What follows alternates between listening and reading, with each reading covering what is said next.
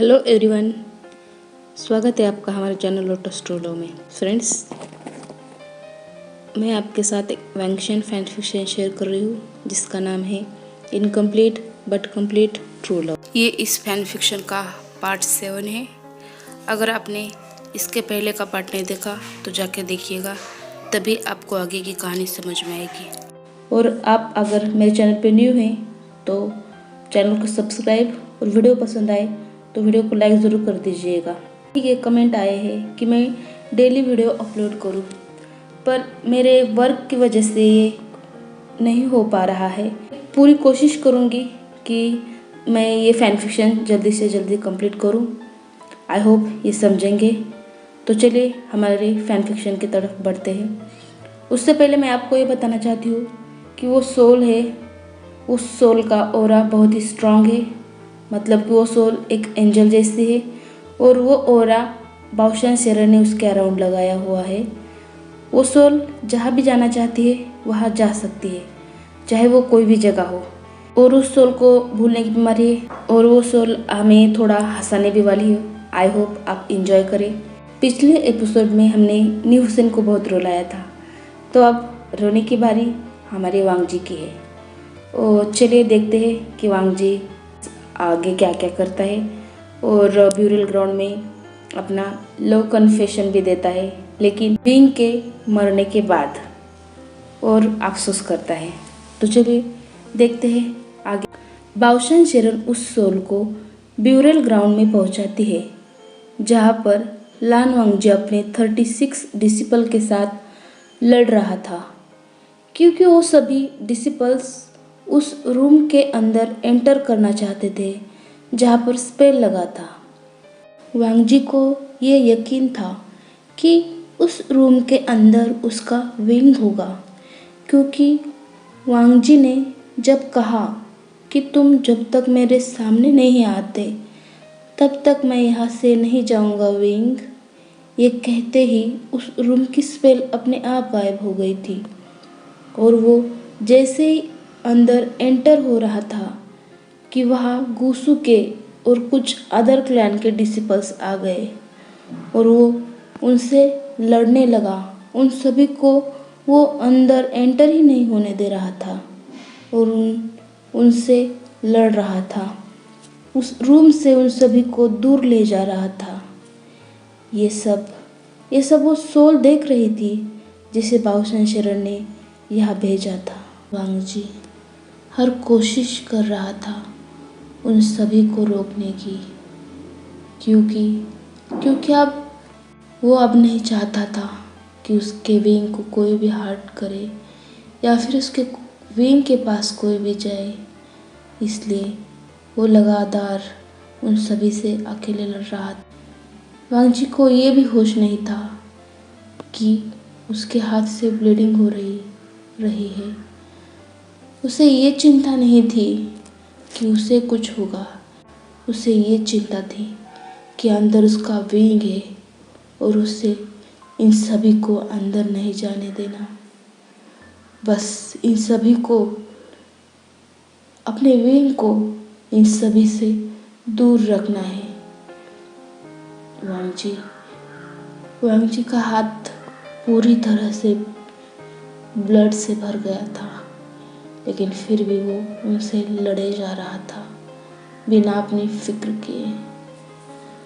वांग जी उन सभी को रोकते हुए कहता है, बस बहुत हो गया, आप सभी यहाँ से चले जाइए। अब तो उसे छोड़ दीजिए। जो गुनाह उसने किया नहीं, उस गुनाह की आप सभी क्लैन वालों ने मिलकर उसे बहुत बड़ी सजा दी। उससे उसका सब कुछ छीन लिया, उसका परिवार, उसके अपने, और वो सभी वेंस जिन्हें वो अपना मानता था, उन सभी को मारकर भी आप सभी को चैन नहीं मिला और आपका मन नहीं भरा, है ना? जो अब उसकी भी जान लेने के लिए बेकाबू हो रहे हैं। वांग जी आगे कहता है, आप सभी क्लैन वाले कितने दोगले हैं, कितने कायर है और कितने डेमोनिक है। और आप उससे डेमोनिक कहते हो। जब आप सभी को उसकी ज़रूरत थी तब आपने उसका इस्तेमाल किया वेन रोहन के खिलाफ। और जब आपको लगा कि वो आप सभी से ज़्यादा पावरफुल है, आप सभी को अकेले हरा सकता है, तब आपने धोखे से उसे मारना चाहा नाइटलेट सिटी के पास, है ना। आप सभी का दोगलापन कितना कितना कायरता दिखाता है, आपको पता है। आप सभी कायर है। हाँ, आप सभी क्लैन वाले कायर है जो जख्मी हुए इंसान को भी नहीं छोड़ते और उस पे वार करते हैं। आप सभी की कायरता यहीं पर दिखती है। ये देखकर वो सोल कहती है जो कब से वहाँ खड़ी थी, आखिर इस इंसान का ऐसा क्या है उस रूम के अंदर जिसके लिए वो इतना बेकाबू हो रहा है, जिसके लिए वो इन सभी से अकेले लड़ रहा है। देखना तो होगा ही। लेकिन जैसे वो अपने कदम आगे बढ़ाती है, रुकते हुए कहती है, लेकिन वेट, इस फ्री के फाइट का पहले मज़ा तो ले लूँ, बाद में देखूँगी क्या है। वैसे भी मैं हूँ तो एक भुलक्कड़ ही, लेकिन क्या सच में कोई इंसान अपने प्यार के लिए इस हद तक जा सकता है? क्या ऐसा हो सकता है? क्या मैंने पहले ये महसूस किया है? पता नहीं। ये कहकर वो सोल वहीं पे बैठ जाती है। वांग जी की ये बातें सुनकर सभी क्लैन वाले बहुत गुस्से में आते हैं और तभी उनमें से एक डिसिपल आगे आकर कहता है, लान वांग जी, आप हमें सिर्फ एक बार अंदर जाकर देखने दीजिए कि वो अंदर है या नहीं, जिंदा है या नहीं, क्योंकि वो उस नाइटलेट सिटी से उस चमकती हुई रोशनी के साथ गायब हो गया था और हमें यकीन है कि वो यही आया होगा। इसलिए आप हमें सिर्फ एक बार अंदर जाने दीजिए। क्या पता अंदर वो हो ही ना और उस चमकती हुई रोशनी के साथ डिस्ट्रॉय हो गया हो, जो हम सभी को लगता है। सिर्फ हम अपने तसल्ली के लिए एक बार अंदर जाकर चेक करना चाहते हैं। डिस्ट्रॉय ये वर्ड सुनते ही वांगजी अपने कुचिन को टाइट पकड़ता है और अपने जिदर से उन सभी पर गुस्से से वार करता है और वो सभी वांगजी के इस वार से बहुत दूर जाकर गिरते हैं। उन सभी की तरफ देखते हुए वांगजी कहता है, आप सभी की हिम्मत कैसे हुई मेरे विंग को डिस्ट्रॉय हुआ ये बोलने की। मेरा विंग, ये सुनते ही सुसे उठकर खड़ा होता है और जोर जोर से हंसते हुए कहता है, लान वांग जी, लगता है आप भूल गए कि आप किस क्लान से है, आपका वजूद क्या है, आपका अस्तित्व क्या है। इसीलिए शायद आप उसे मेरा विंग कह रहे हैं, है ना। आखिर क्या रिश्ता है उससे आपका। ये सुनकर लानजान हंसते हुए कहता है, रिश्ता, आपके जानकारी के लिए बता दूँ, मैंने उससे शादी की है 3 साल पहले कोल्ड पॉन्ड में, लेकिन ये बात वो नहीं जानता। ये सुनकर सभी क्लैन वालों के चेहरे का रंग ही उड़ जाता है। लेकिन वेट, ये क्या, ये तो एक इमेजिनेशन है उस सोल की, जो ये बैठे बैठे तमाशा देख रही है और खुद ही हंसने लगती है। काश कि ये ऐसा कहता। वो हम रियल में देखते हैं। वांग जी कहता है, रिलेशन मैं ज़रूर नहीं समझता, आपको ये बताने का कि उसके साथ मेरा क्या रिलेशन है और वो मेरा कौन है। ये सुनकर सभी क्लैन वाले गुस्से से खड़े होते हैं और वांग जी से लड़ने लगते हैं। लेकिन इस बार वांग जी अपने जिधर से बहुत ही स्ट्रांगली वार करता है उन सभी पर और उन सभी को घायल कर देता है, जिससे उन सभी के मुंह से ब्लड निकलने लगता है और सभी घायल होकर ज़मीन पर गिर जाते हैं और बेहोश हो जाते हैं। सोल कहती है, क्या क्या सच में उन सभी को उसने उस अकेले ने ही गिरा दिया और बेहोश कर दिया? मानना पड़ेगा, आखिर है तो बहुत स्ट्रांग, लेकिन ये है कौन? लान वांग जी जैसे उस रूम के अंदर एंटर करता है, उसके पीछे पीछे वो सोल भी उस रूम के अंदर आती है। रूम के चारों तरफ अपने विंग को देखने लगता है। विंग तुम कहाँ हो? जवाब दो, मेरे सामने आओ। तुम यही हो ना विंग तुम यही हो ना? ये मैं हूँ विंग, लांजान, तुम्हारा लांजान। सामने आओ, चलो मेरे साथ। विंग कुछ तो बोलो। देखो, तुम मुझे जो चाहे वो सज़ा दे सकते हो, लेकिन प्लीज़ मेरे सामने आओ। तुम मुझे कोल्ड हार्टेड कहते हो ना? नहीं, मैं कोल्ड हार्टेड नहीं हूँ। देखो, मैं भी रोता हूँ, हाँ मैं भी डरता हूँ। मैं डरता हूँ उस रात से, जो रात जिंगसी में तुम्हारे साथ आखिरी रात थी। मैं डरता हूँ उस सुबह से, उस उगते हुए सूरज से, जिस दिन तुम मुझे जिंगसी में सोते हुए छोड़कर चले गए थे। हाँ, मैं डरता हूँ उस दिन से, जिस दिन तुम मुझे किंग रोड में मिले थे और कहा था कि मेरे हाथ से मरना पसंद करोगे। नहीं विंग, मैं हर रोज़ डरता हूँ उस मुलाकात से, जो मुलाकात 1 साल बाद हुई थी और तुम्हारे साथ कोई और था। मैं हर रोज़ डरता हूँ विंग, 3 सालों से, पिछले 3 सालों से डर डर कर जी रहा हूँ। हर रात डर कर उठता हूँ और देखता हूँ कि तुम मुझे बिना बताए चले गए थे। आखिर क्यों तुम 3 साल पहले मुझे छोड़कर चले गए थे?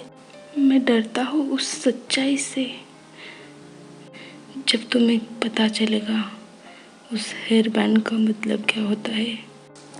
लांजान आगे कहता है, नहीं विंग, तुम मर नहीं सकते। मैं तुम्हें मरने की परमिशन नहीं दूंगा, समझे? सुना तुमने? तुमसे हेट नहीं करता, तुम मेरे लिए बहुत स्पेशल हो, प्रीशियस हो।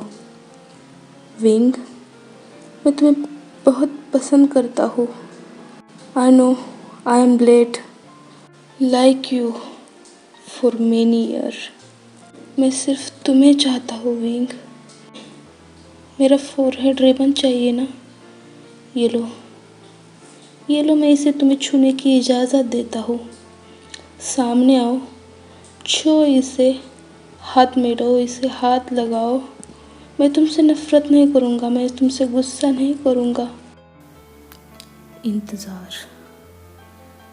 हाँ पिछले 3 सालों से मैं सिर्फ तुम्हारा इंतज़ार ही तो कर रहा हूँ। क्या तुमने कभी किया है? नहीं ना, करके देखो, नफ़रत हो जाएगी तुम्हें इस वर्ड से, लेकिन मैं फिर भी तुम्हारा इंतज़ार कर रहा हूँ और हमेशा करता रहूँगा विंग, जब तक तुम नहीं आते। ये सब देखकर और सुनकर वो सोल कहती है, ओह माय गॉड, इसने तो एक सोल को भी रुला दिया। इसका ड्रामा, इसकी नौटंकी, ओह कितना ड्रामेबाज है। जब जिंदा था तब कुछ नहीं बताया और अब रो रो के बता रहा है। बस करो यार, बस करो, इसे कोई तो ले जाओ। अपना वीन पुराण कब ख़त्म करोगे तुम? अपना वीन पुराण ख़त्म करके अपने अगल बगल देखो, कोई है जो तुम्हारा वीन नहीं लेकिन दूसरा है, उससे देखो। अपना वीन पुराण ख़त्म करो।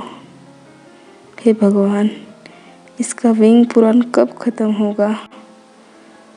अपना वीन पुराण ख़त्म करके अपने पीछे देखो क्या है।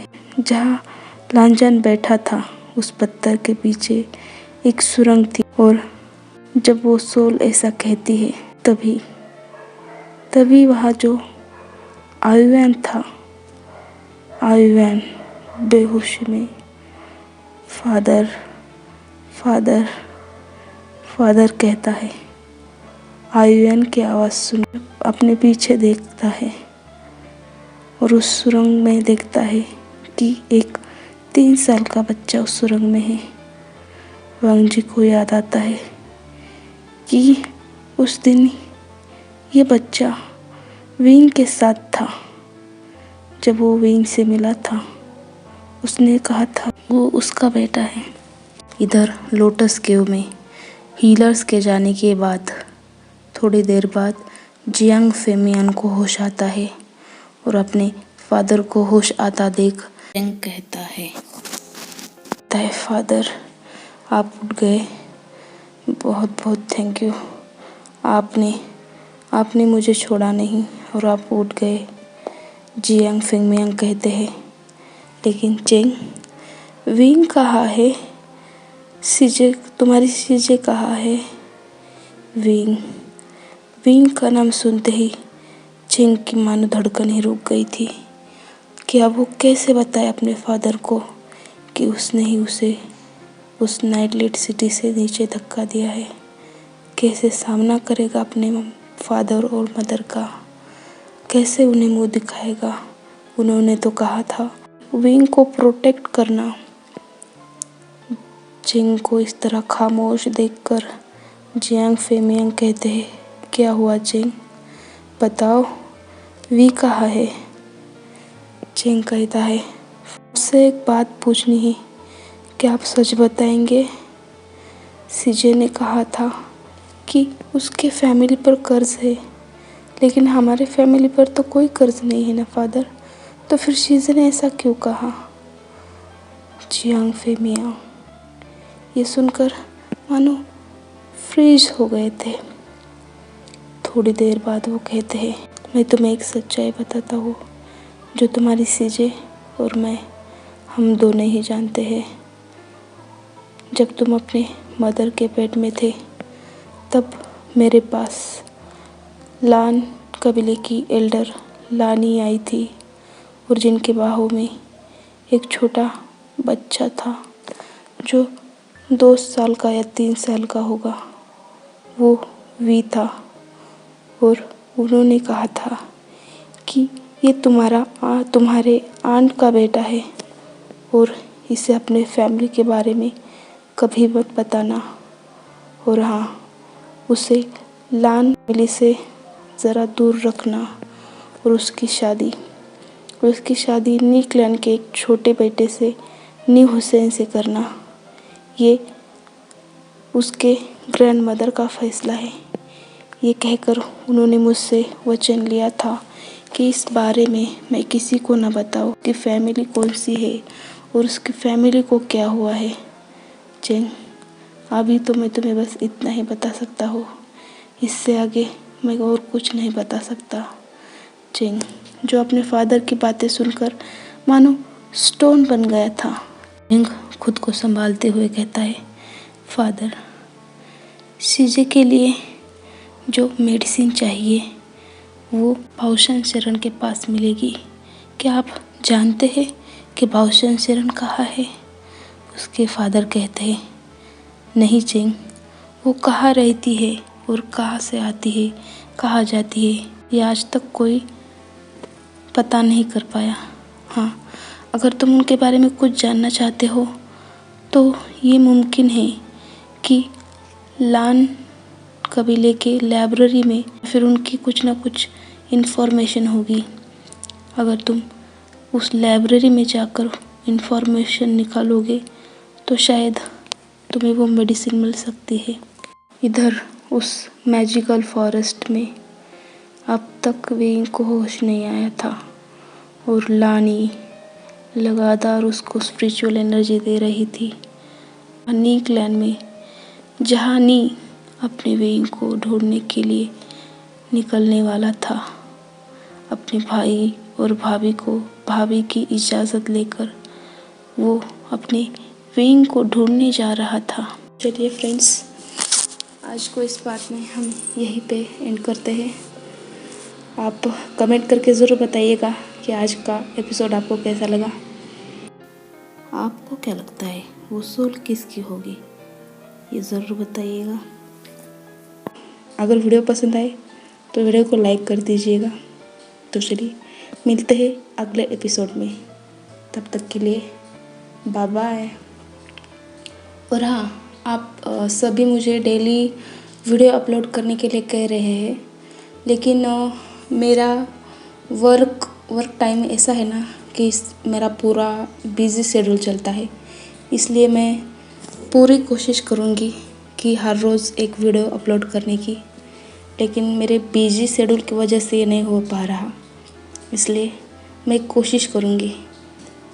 तो चलिए बाय बाय।